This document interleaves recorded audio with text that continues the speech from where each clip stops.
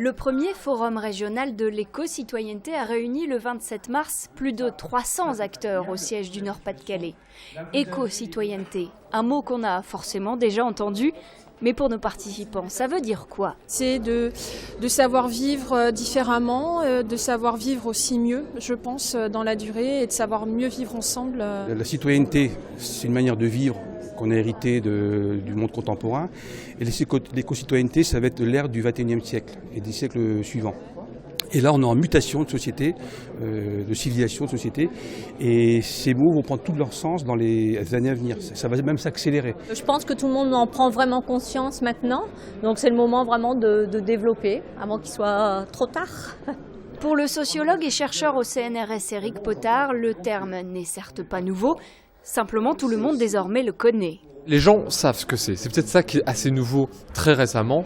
Et il est de bon ton de se dire « je suis éco-citoyen, je suis un citoyen, j'ai conscience de la planète sur laquelle je vis et je suis prêt à m'engager peu ou davantage en faveur de la nature ».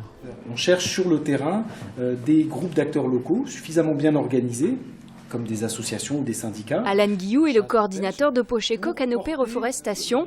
C'est une fondation qui fait du micro-reboisement participatif, un bon exemple d'éco-citoyenneté. On est un petit peu des fers de lance du plan régional, du plan forêt. On plante, nous, en tant qu'association, loi de 1901, on plante des arbres, mais sur un mode participatif. Donc ce sont des citoyens, des éco-citoyens engagés, vous, moi, votre famille, des chasseurs, des agriculteurs, des personnels de municipalité, des personnels d'entreprise qui viennent planter des arbres un samedi matin sur ce mode-là participatif. Initier, s'engager, responsabiliser, ces mots résonnent aux quatre coins du forum. Les abords de l'hémicycle sont devenus comme une gigantesque ruche où chaque collectivité, chaque association, chaque entreprise présente sa partition. En chef d'orchestre, le conseil régional face à un constat, il fallait passer à l'action ensemble. Leur inquiétude, en dehors de la période de crise, c'est les problèmes environnementaux. Dans les mêmes proportions, à plus de 80%, ils se disent prêts à faire quelque chose, à s'engager, à se mobiliser. Et autre constat, dans les associations, si on ne prend que les associations, il n'y a que 1% de l'engagement associatif au profit des associations en faveur de l'environnement.